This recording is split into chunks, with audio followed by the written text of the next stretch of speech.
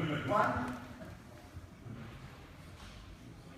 Okay, so everybody slept.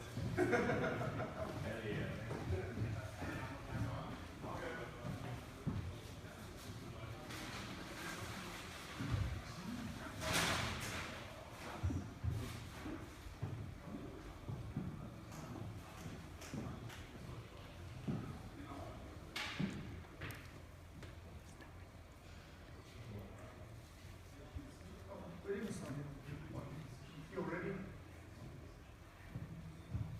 Good morning. Does anybody have their phones with them? Smartphones? Want to see them? Okay. You will need them in the session. Oh, cool. Well, if you have them, if you don't have them, that's it. Not a problem. There's equal chances to getting the mystery prize, even if you have the phone with you or don't. So, well, I'll introduce that later.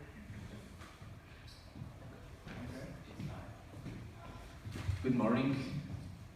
So how are you today? Welcome to the day 2 of WordCamp Nuremberg. Our first speaker will be Valentin Mesa, and he will tell you his story about how being hacked was one of the best things that happened to him. Yes. Good morning, everyone. It's nice to be in Nuremberg this morning. Ich kann euch ein bisschen Deutsch auch grüßen. Und wenn ich das gut gemacht habe, whatever, you can let me know. Did I do it? I used to live in Stuttgart for about 2 years, every other year, like in the summertime. So I caught some German.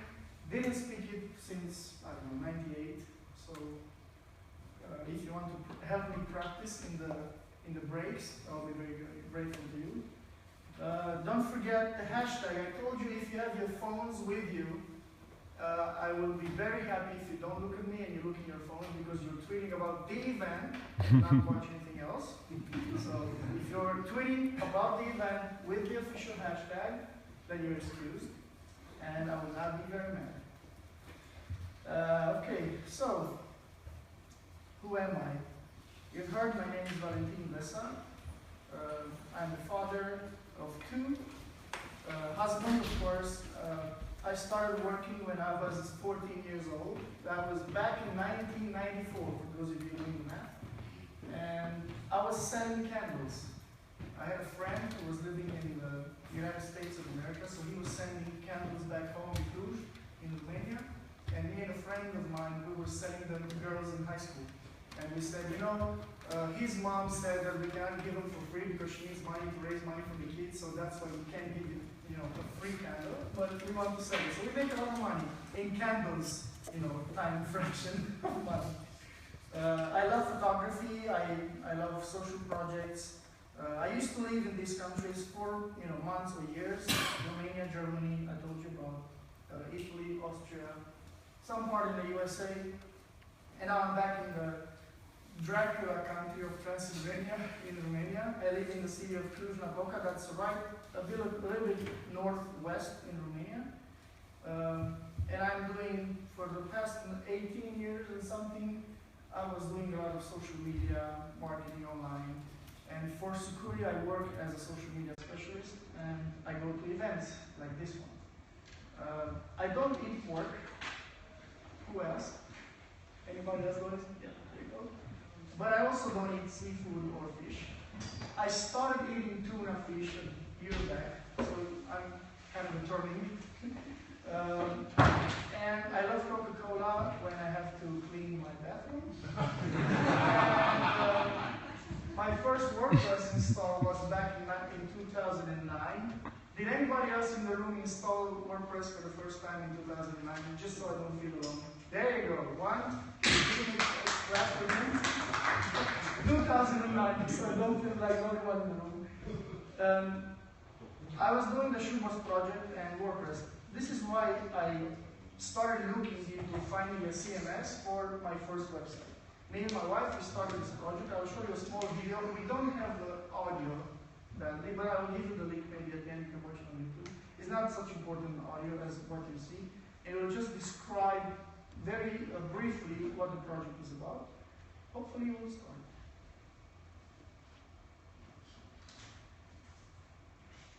Or just imagine the music, okay?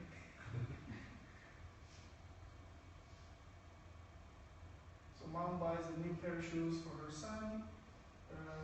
He's wearing them, putting some sweets in the same shoebox, wraps it nicely, and goes to a collection center to be given to a poor child.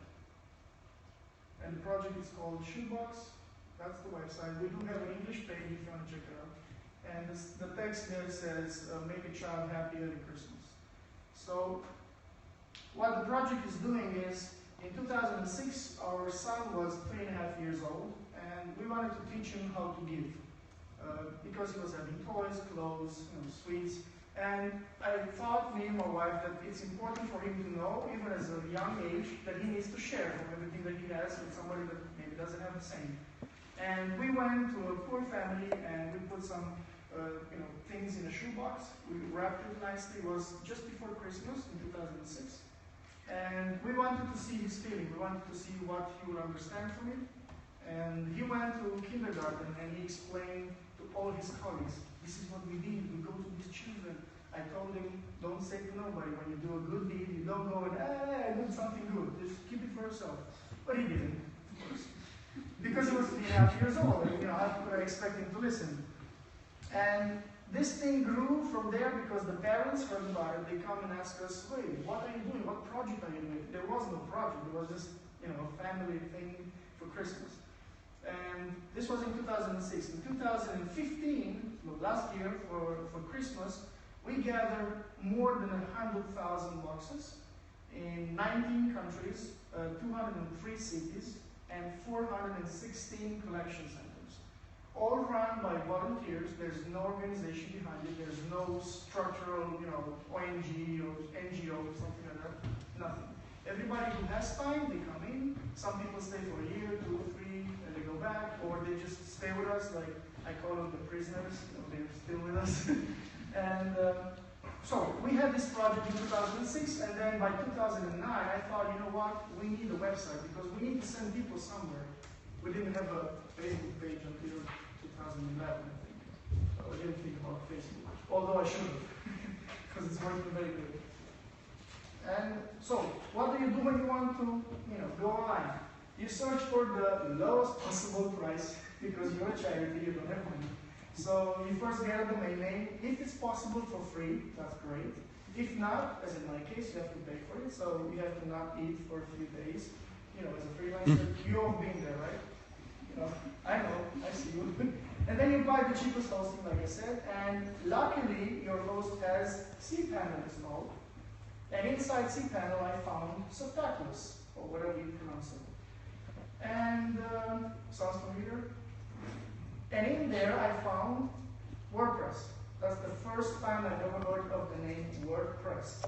Initially, when you hear WordPress, for somebody that is outside of the system, you think it's about journalists, some press, what is this? But I read there the 5 minutes install. Go online in 5 minutes. So I said, I don't have much more time than 5 minutes, so I will go with this one. And this is so this is the first. So this is how the website was looking in December 11, 2009. Well, this is because the Wayback Machine doesn't import CSS, so we did have some colors. It wasn't that bad. But yeah, so this is something that I could do with the whatever theme was default back in 2009. And then if anybody knows vladstudio.com, maybe, in Russia, used to be a famous theme author, he kind of doesn't do it anymore. But he gave me his premium theme for free. So that was like a freemium model back then. And he said, as long as you put a link back in the footer going to me, like a link, what is that? But he explained. So then everything became much clearer. And from 2009 to 2014, when the story that I want to tell you about happened, we continued to do improvements. So this is part, I think this is a screenshot from 2014 in the beginning.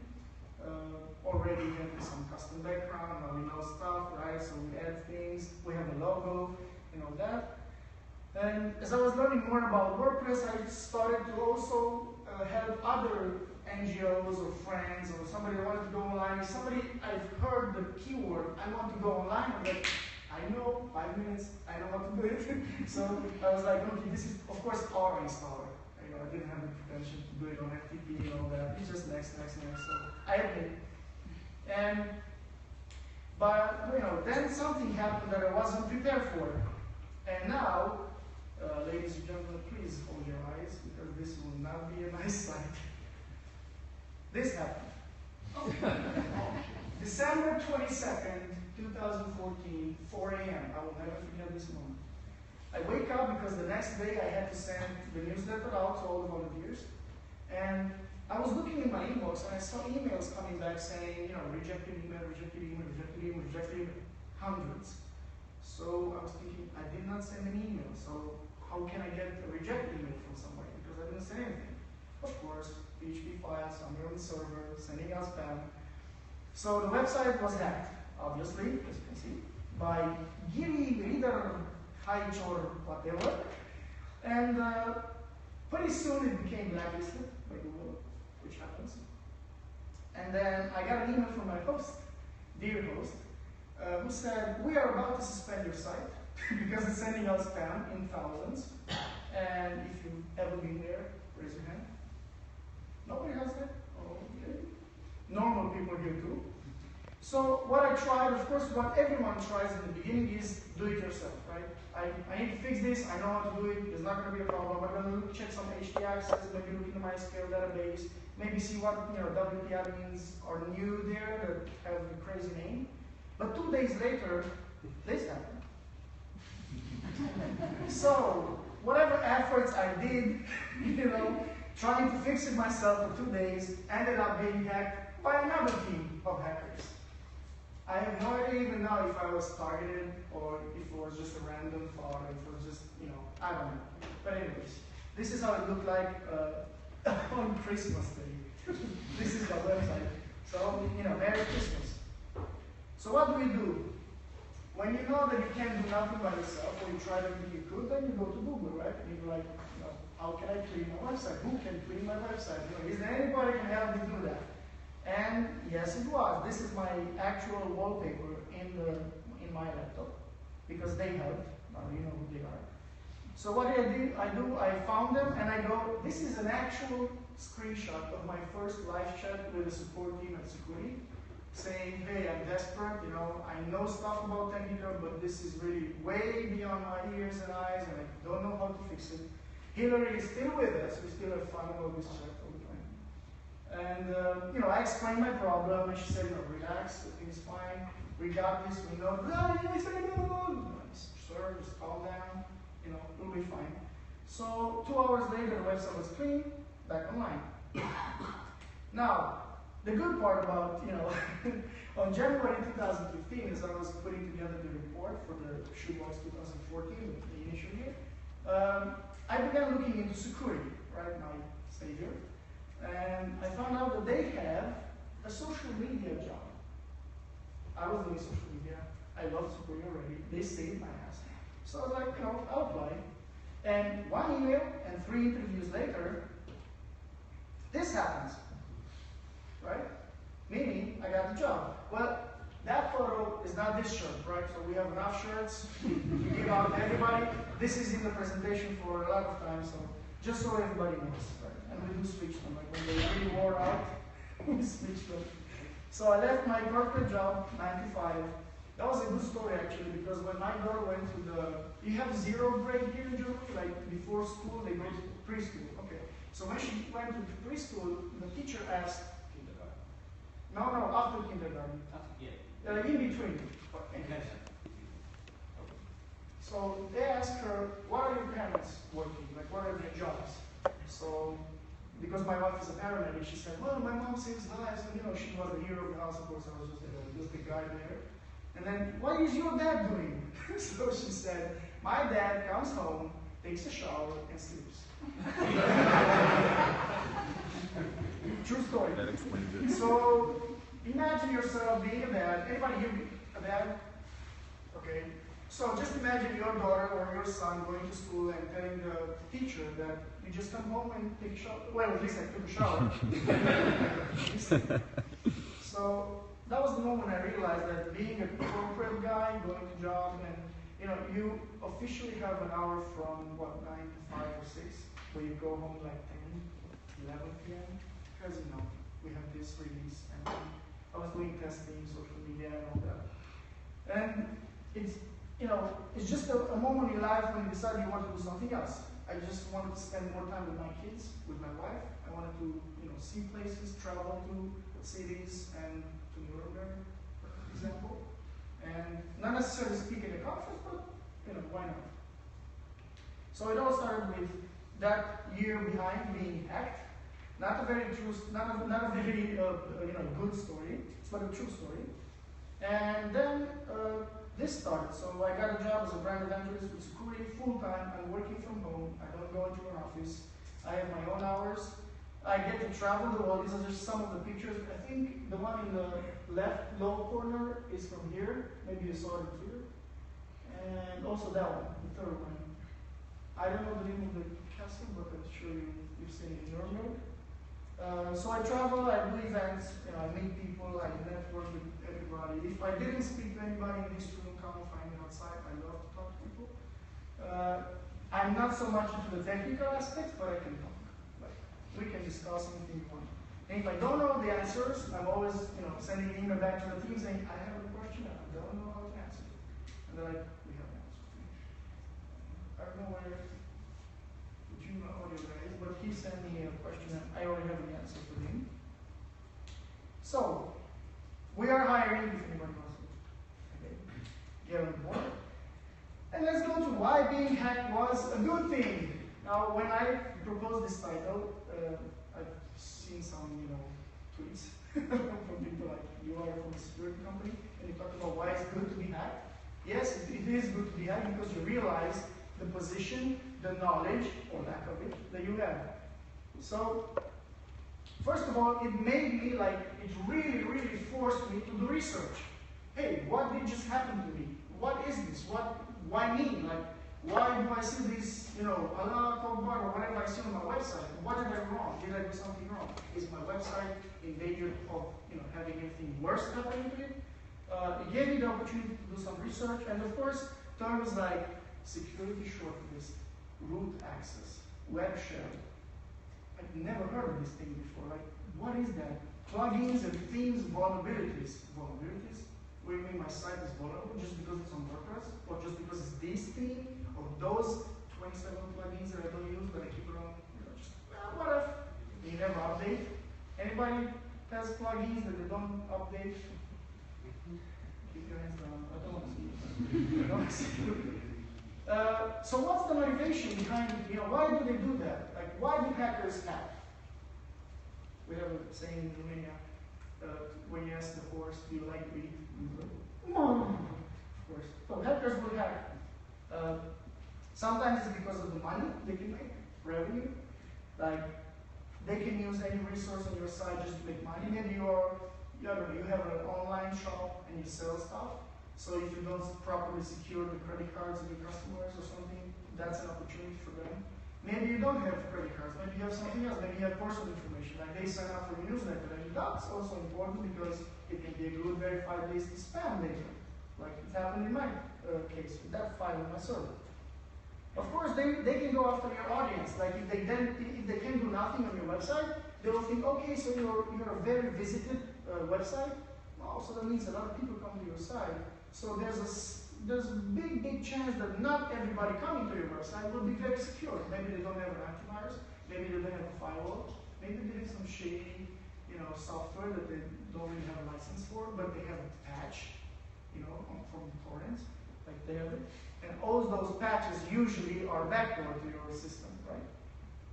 And they will have the ability to take advantage and of the trust of the people already reading you will have, because I will always go to my favorite blogs and read them without thinking that I could be infected. Hey, I know this guy. I read his blog for 5 years.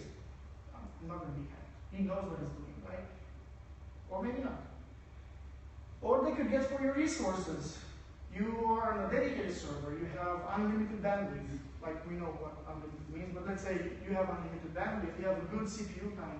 So he's going to use those resources to attack other websites or other servers from your server. All the time happens. We call it a redirect attack, right? So you get a phone call from somebody, you're attacking my site.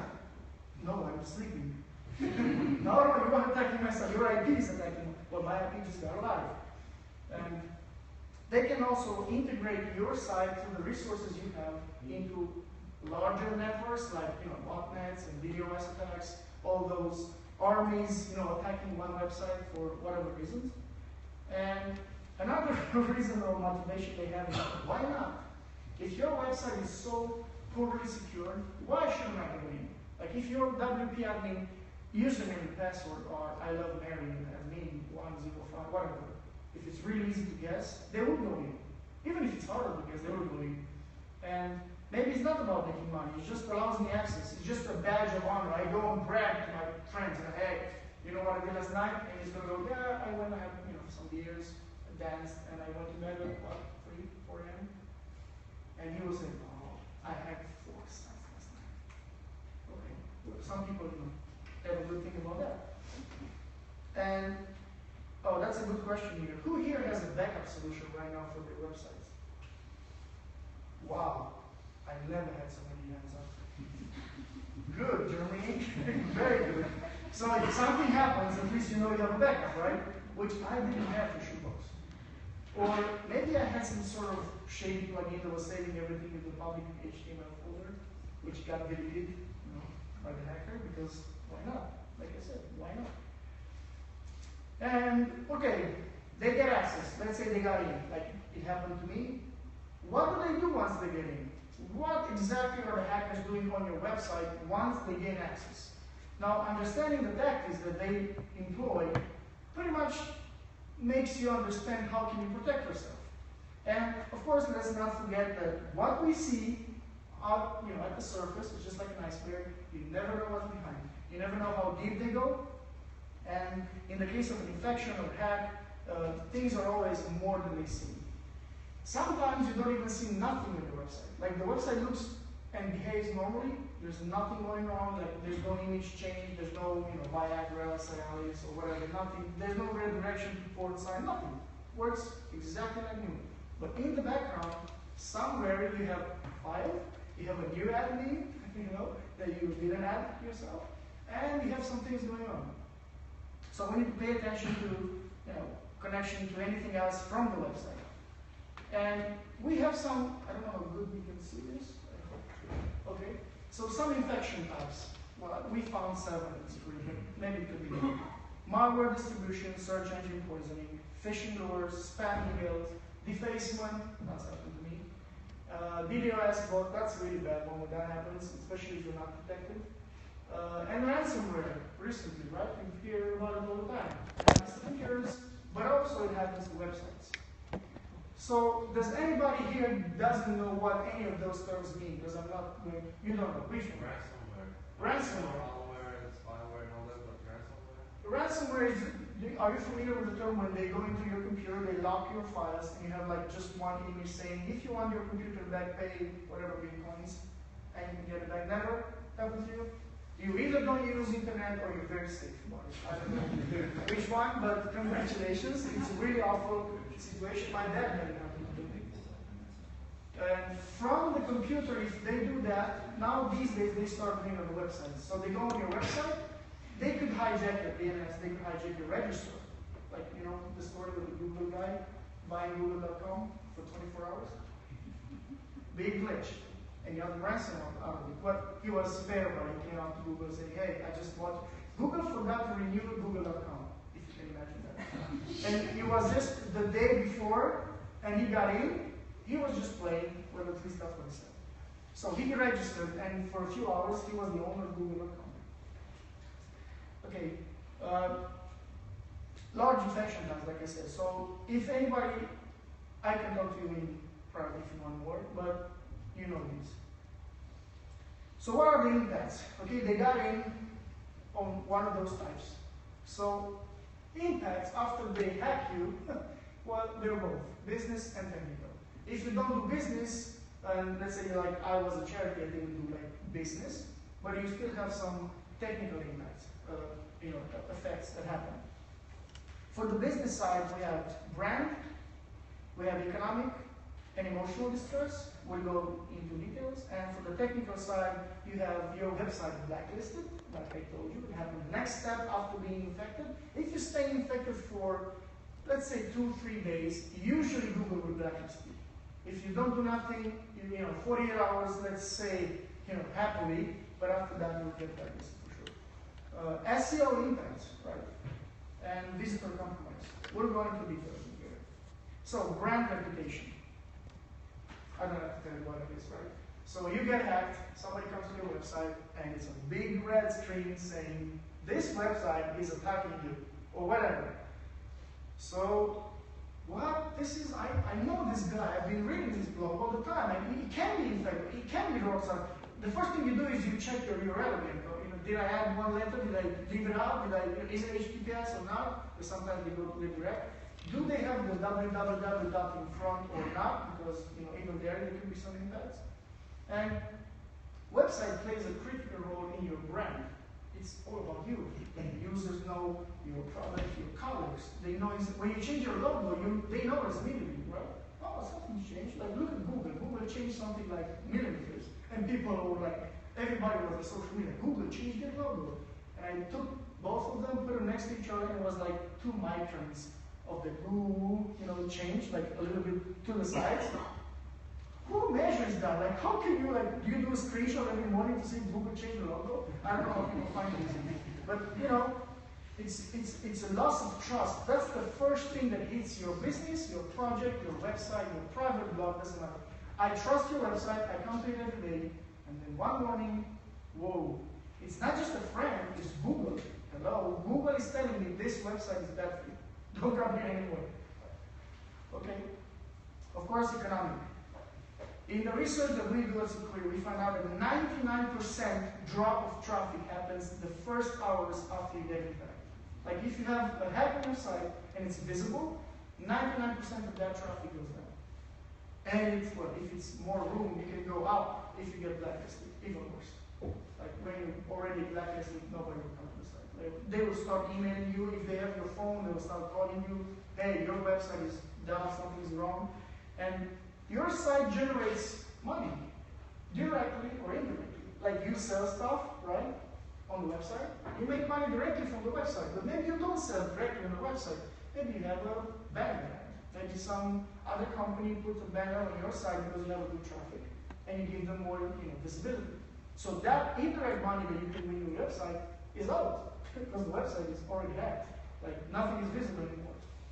And of course,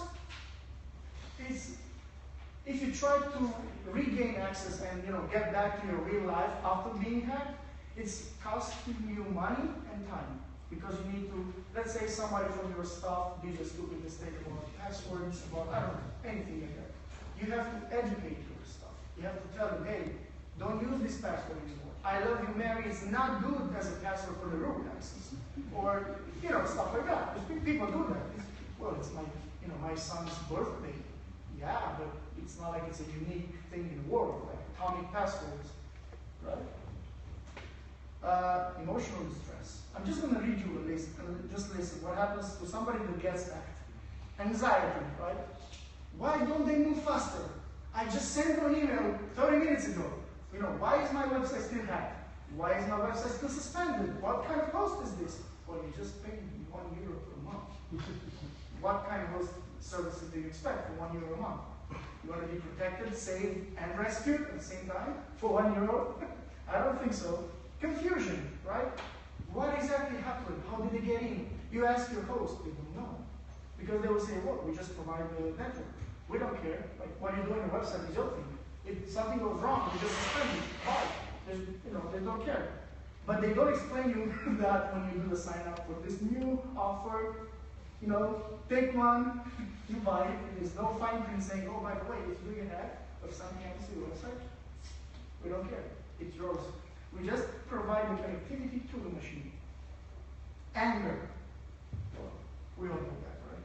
So if I find that happen, They just want to go across the world and physically hug you. Okay? Because we need to be civilized people. And then comes sadness. Like just the feeling of, oh my God, there's nothing I can do. You know, it's really bad. I might, lose my business. I might lose my money, and I don't know what to do. And then is distrust. Because somebody that got hacked and was in a situation where they almost lost not only the website but their business, will have a perpetual distrust of technology, of everything internet, of people. Like, I will never provide access to anybody to my site. Like, even their IT department, like, sir, we need access because we need to log in. No! Nobody goes to my site. I will do it. Or I'll just, that sort of a boss that comes next to you and he's inserting the password and then you can work and he stays there and he's watching you, they're done. Yeah, but I still, yeah, okay, hurry up. And then you're finished and then he goes log out. Just to make sure that he's logged out. But sometimes it's better to be like that. Website blacklisting, we start with the technical listing. So we saw the business ones, and these are the technical ones. Website blacklisting is the worst. People no longer reach your website, like we said. So let's think about this. If you're blacklisted by Google, Bing, or any of the big search engines, it will go deeper than just the search engines. You will reach into, now the antiviruses have those scanning that they do on the websites, like AVG has the trust level and Avast and all those malware bites, everybody. So you will go into that because this credit will go further on down the road, and then it can lead into your website being globally, blacklisted by large networks like Cisco, WebSense. So that's already bad, like very bad. And did anybody here ever have their website blacklisted before? I can see the sadness in your eyes. SEO impact. So the hacker has the ability to control what search engine results pages people see on your website. Right? SERP, search. Right? So people looking for Viagra, porn, Gucci bags, I don't know, whatever people fantasize about, they could go on your website because you have an SEO attack. SEO attack means they insert keywords in your site, maybe do white text and white background. You don't see them. There's nothing there, but they just keep popping in. And anybody looking for Cialis or Viagra or stuff like that will go to your website. Maybe your website, like we had one case, is a church website, and it's Sunday morning, and people go to it to see the stream of the service because they're sick, they're at home, they have children, whatever. So when they try to go online, I'm not going to show you the screenshot, but you can imagine what they saw. They didn't see a church website. Okay? So injection of keywords is always very used by the hackers. Also, they redirect your site, depending on the keywords people look for, to their sites. So this is a very interesting one because they target browser version, they target, like if it's on mobile, they target smartphone type, like brand and browser version. And they say, okay, if this is an Android of this version of this browser, when they search for Viagra, just redirect them directly to me because your domain authority is higher than theirs. So they will use your existing SEO authority to move traffic to their site. Is anybody clear with that? Visitor compromise. Exactly like I said in the first one, if people come to your site, they get infected. That's easy. Like if something is there, they will carry on to their computer. Websites can be used to attack browser plugins like Java, Flash. I think Flash is going to be discontinued, or that's the news. But yeah, it still happens. And compromise always include distribution of ransomware. We talked about it. So they have it somewhere in the background. You don't know. It could be activated later, much later, like not there when you're on the website. You can even shut down your computer, and 1 week later you will see the call. Hello, you want your computer back? You might pay. So since being hacked allowed me to, be in the position I am now, to have a new job and change everything about my life, I try to pay it forward as much as I can.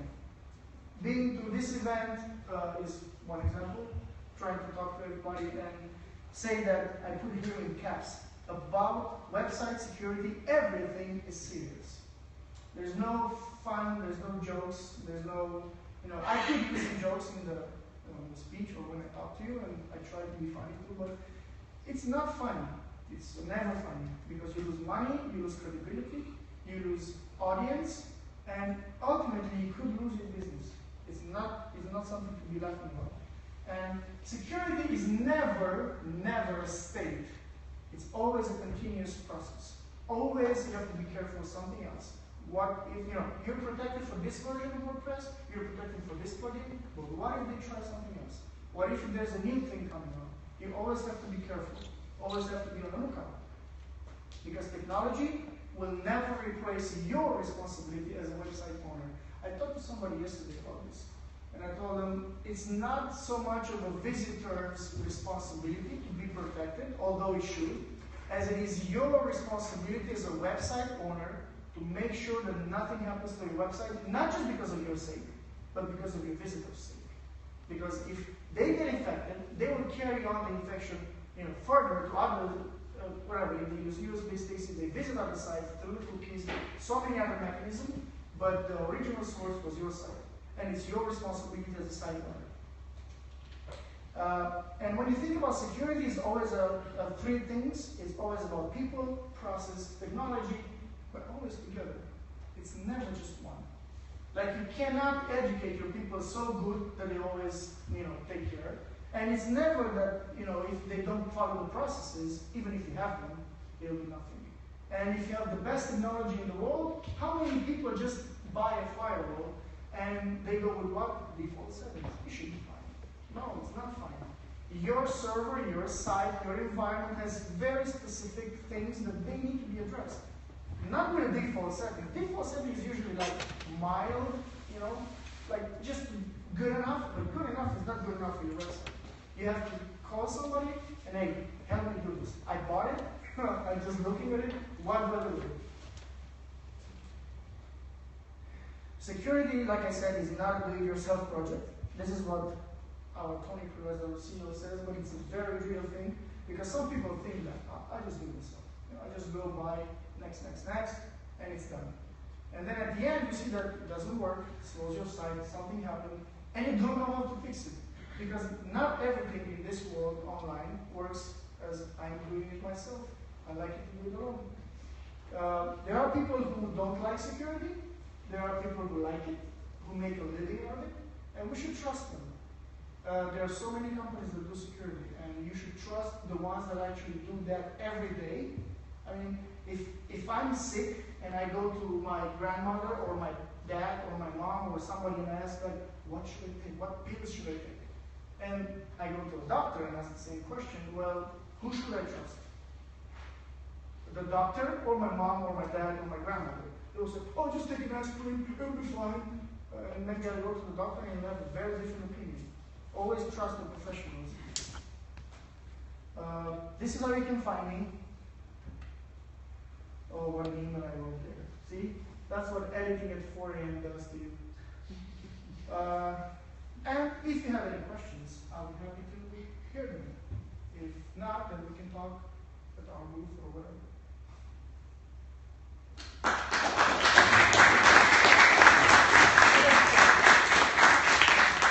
Oh, you were running this morning, right? You said you have a question.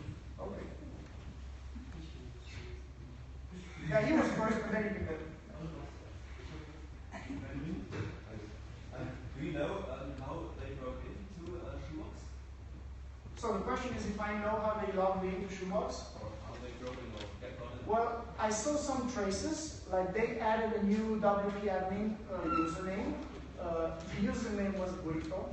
I don't know why.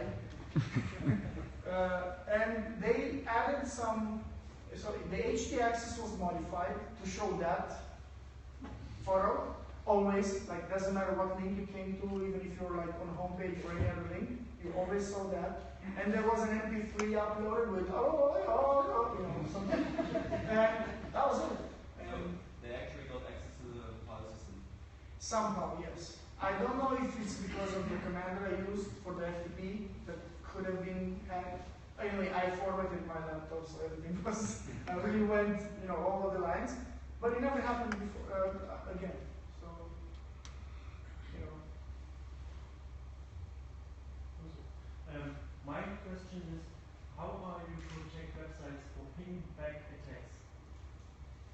So how do we protect sites from pingback attacks? You're talking about XLMPC? XLMPRC? That's what you're talking about in WordPress? No. Pingback attacks. Pingback attack. I have server Yes. with a loop of thousands or 2,000 websites, and I send a ping to this website, WordPress website, a day, and with this ping is in the name of other website, and the ping websites go and check the other websites of is this ping ready or what will it be? That usually gets shut down at and the then firewall. comes the 2,000 websites to my website and Reping bring it back, and the server is over. Usually this is stopped in the firewall level. So, you know, the firewall will deploy in the cloud because you switch your DNS to the firewall settings and all the traffic goes into the firewall and then all the valid one goes to the site. Yeah, the question is how you detect this ping is not valid to as it is. I think this is proprietary The information. question is I understand the question. I really can't really answer everything. But we can talk and I'll see what sort of information I can give you. Not really everything. Thank you. Anybody else have a question? Oh, yeah. What did you think about other security plugins for WordPress? We appreciate the competition. That's what I think about other plugins. Yes? Everybody's so polite this morning. So, just not a technical question, but I'm not technical anyway. no, So of that's course a you can. good question. So maybe tell us about how you secure. Just maybe only the parts we could know. So how do you get your the website being clean? Just My site. maybe your site, and if you have the site, what do you have a plugin you use, or what is it? Okay, What so do you do to make it I understand. We can talk more about this, but I'll share briefly. So there's two parts to it. We have a firewall solution that, like I said to that gentleman, you change your DNS to our settings, all the traffic goes to our DNS, all the good traffic. You understand whatever you want from good traffic, right? Like any weird attacks, anything goes back, all the good traffic goes to the site. And then there's a site, on the site scanner. You feed in your FTP credentials, and it scans every file all the time, like every 2, 3 hours, 8 hours, whatever you want, sending you information of what's wrong. If there's a problem, you see it. And then in the plan, there's included you can do unlimited cleanups. Like a year, if something happens in the site, we clean for you. Like we have people going in. There's no tools employed. It's always directly to the FTP files. Yes. This is a generic description. Yeah. We can talk more in private if you want. Please. I'm going to change my question because the first one. You're going to ask me about ransomware now. No, not the first one. Anyway, I'll ask you the original question later. Let's say a site is hacked. Okay. And the owner contacts you, and then you said that the people manually go through Yes. all of the files, or they run a scanner. So our scanner runs all the time. But when the scanner finds something, you will also get a notification. I'm talking about after being hacked. So a site is Oh. being hacked, so that the owner comes to you and says, please help. Yeah, we also have a scanner, of course. And then anything that looks suspicious, it's always manually checked. Always. You cannot manually check 5 billion files. Well, it's not Only quite super- billion, but still. Yeah, well, you can check a lot of files manually. In years of experience, you can do a lot of them, but still you have to use some tools. But the actual disinfection, the actual looking inside the code is done by professionals, never by tools. You can't trust tools that much. They have a lot of false friends, and they can just delete real files just because a crazy developer added some crazy code doesn't mean it's effective. It's just because it's a really shitty code. So, thank you. Anybody else? Or you're just having fun out? Having fun. Okay. Well, thank you then. So thank you, Al, for a great speech. I have a small present for you, so thank you once more. There's one more thing though. If you saw my tweet, I said that I'll give a surprise prize to somebody that has like the best question. So I have to make a decision now. So who doesn't want the prize from the ones that asked the question? Let's see who's really gentleman. Because you are very polite this morning. You don't want the prize. Okay. I'll give you something else instead. That was a trick question. So I give the question to the gentleman with the red hair to the right. So you can come in. I'll give you the prize. It's no money, just so it's inside the rules. It's okay, right? There you go. Enjoy it. You'll see when you go home. Don't open until you go home, but it's safe. Trust me.